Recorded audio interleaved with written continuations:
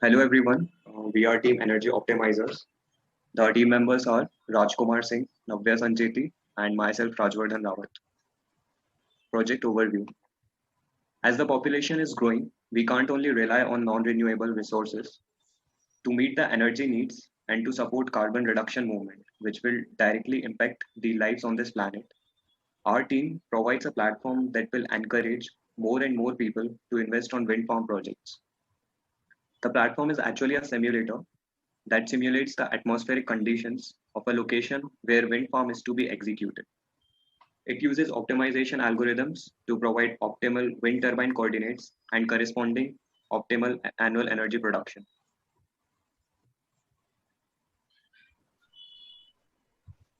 The problem statement that we have been working on this project is around the wake effect, which decreases the production of energy.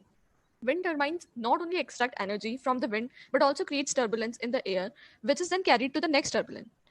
The next turbine. So turbines next to another turbine may have to cope with wakes with both slower wind speeds and increased vibration from the turbulence, increasing wear and causing increased maintenance costs. This is called wake effect. It can be correlated with a situation where a big obstacle is placed in between a person and a cooler, thus reducing the amount of waves reaching that person. Considering the figure, for the turbines placed linearly, this obstruction of one turbine to another goes on till the last turbine placed. So eventually, the power and AEP get decreases a lot by about 5 to 15%, which is quite huge. So the idea on which we were working was to generate optimal coordinates of all the turbines that can decrease the wake effect and hence increase the AEP. Considering the figure, if the turbines are placed like this, then they will generate wake effect at great extent due to all the turbines that are placed linearly to it. But if we could able to find the optimal new coordinates of all the turbines in field such that overall AEP gets increased as compared to the previous layout, it can save much time, cost, and maintenance required. So, what are the uses of this simulator? First of all, is we are able to decrease the wake effect and its consequences, therefore helps in reducing the financial risk a lot. Secondly, if we are able to replot the existing turbines in such a way that it increases our AEP value, then there will be no extra maintenance work will be required and it will enhance productivity as well. One of the important thing about the simulator is that if once hosted, it will be an open source application and hence can help small business startups economically.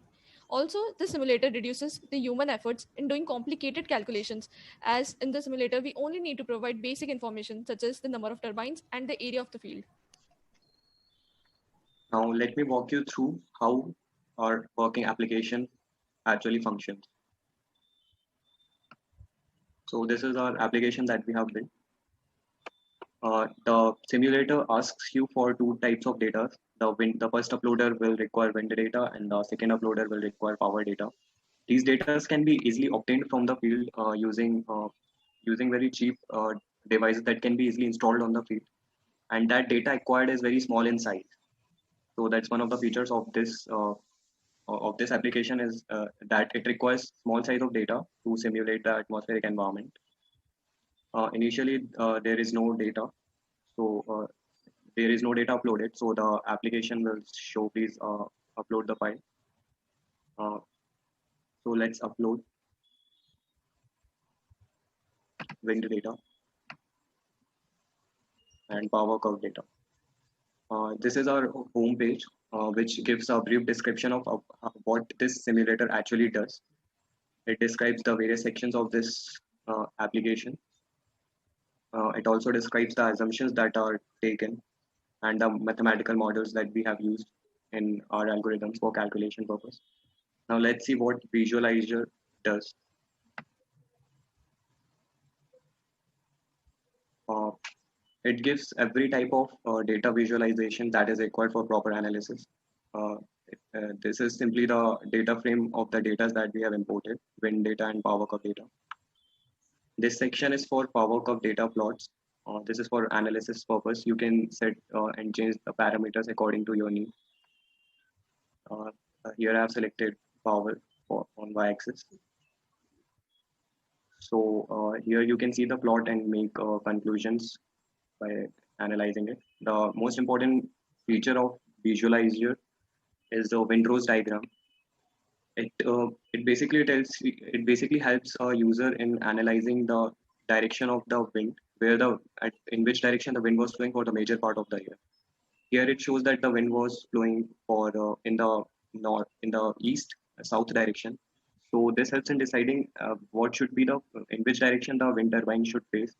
So here the conclusion can be made that the wind turbine should face in northeast direction for maximum output. Now let me walk you through the code for home and visualizer. So this myapp.py connects all the other pages, that is visualizer, optimizer, and whatever .py functions that we have. Here we have navigation code for navigation. Let's see the home.py page. The one thing that I need to mention is that we have used Streamlit library that is built in Python. The important feature of this library is that it really reduces the efforts to work that you need to work on developing the front. So I have imported it as ST, and I have used its various classes like .info, .write. So this is how home page is created. This is the file for visualizer, data.py. Here plotly library for windrows diagram and other plots. Now let's see what optimizer does.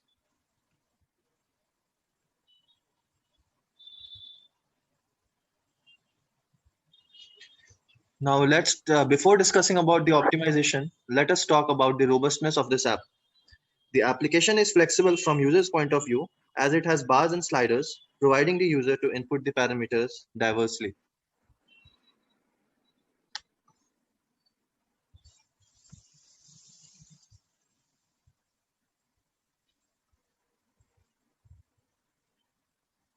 As you can see, there are various specifications such as turbine and diameter and type turbine height that has been fixed to 100, but the user can change them as per his whims and fancies.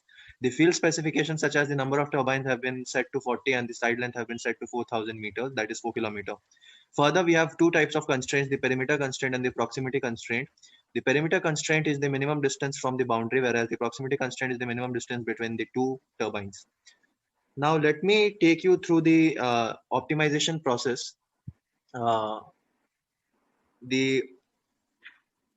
The application focuses on optimization of the annual energy production by the placement of turbines such that the wake effect is minimized. And this is done using 4 algorithms: the genetic algorithm, the random search algorithm, the particle swarm optimization algorithm, and the greedy search algorithm. The user can choose any of these algorithms and accordingly select the correct algorithm for his wind farm that provides the maximum AEP. First, let me take you through the genetic algorithm. As we have selected the genetic algorithm, the maximum number of iterations and population size can be chosen. We have chosen them to be 50 and 30. Let us run the model and see what the results are. While the model is running, let me tell you more about the genetic algorithm. Genetic algorithm is a search-based meta-heuristic optimization technique based on the principles of genetics and natural selection. The algorithm begins by creating a random initial population and then creates a sequence of new populations.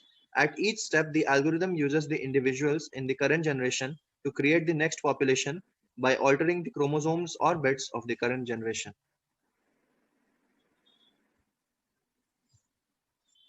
So here we have the optimized AEP, that is 355.274. The optimal coordinates have been shown, and these coordinates have also been plotted in the field plot as shown. Every dot corresponds to a wind turbine. This was the genetic algorithm. Now let us talk about one more algorithm, that is particle swarm optimization algorithm. Here the number of turbines have been chosen to be 50 and the hyperparameters have been chosen accordingly. Let us run the model. While the model is running, let me tell you more about this particle swarm optimization technique. It is a population-based optimization technique inspired by the motion of bird flocks and schooling fish. In PSO, the potential solutions called particles move in the problem space by following the current optimum particles. The coordinates are considered as the swarm of birds, and as the birds move, each coordinate is moved in the direction of the motion of other coordinates. In this way, the local optimum coordinate for each turbine is found by iterating this step so that the AEP can be maximized. So here we can see the optimized AEP is 404.348. and this is better than the one obtained from the genetic algorithm in this wind farm. Hence, a user would choose this algorithm over the genetic algorithm. These are the optimal coordinates, and the field plot is shown below it.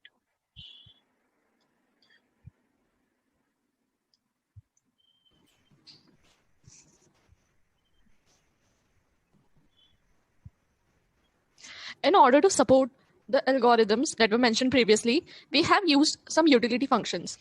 The power curve function will provide the modified dataset containing wind speed, thrust coefficient, and power as features. The bin wind resource data function takes wind data as an input and generates a data frame correlating the wind direction and the wind speed bins of size 2. This function was also used in plotting wind rose diagram, which was shown earlier. The search, sorted, and pre-processing functions are helping in generating wind speed versus direction data, the thrust coefficient data, and the sine cos values of all directions. Get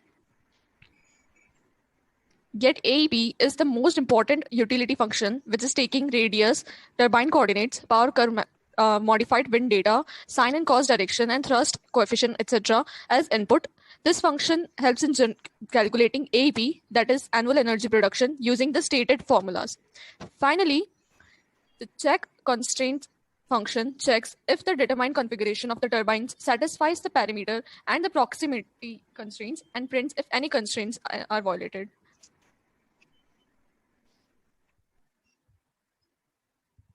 Now let's see how we have programmed our optimizer feature of the application.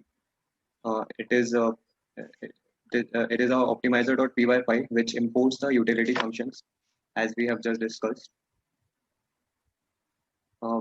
This is the code where we are taking inputs from the user, the sliders and the number input bars. We have, as we have just seen in the interface, that we have 4 checkboxes for 4 algorithms. If you select, let's say, genetic algorithm, then this opens for changing the algorithm parameters. And as soon as you click on run button, then this piece of code will run. This piece of code is the basic, is the core of the algorithm, which also contains this cost function, which calculates the penalty and calculates the cost at each iteration, and finally comes to the optimized coordinates. At the end, when we have reached the optimal coordinates, these coordinates are given to check constraint function, as we have discussed in the utility functions, to check that if constraints are broken, if constraints are breached or not. Get AEP function is called to get the AEP corresponding to the optimized coordinates. And finally, we have used this plotly library for plotting the chart of the coordinates on the square field. Similarly, we have a checkbox for random search algorithm, for particle storm algorithm, and for greedy search. So this was our optimizer, optimizer.py file. Now let's talk about how this application can be improved in the future. For now, the functions that are programmed are capable of handling only square wind farms. So this can be in this. So with respect to this, the application can be improved by allowing the user to have random shapes according to his or her needs. One more problem with this application is that as we increase the number of iterations in any of the algorithms, the speed decreases. So this can be solved by using GPUs. Once we will make it live, the host services provides stronger CPU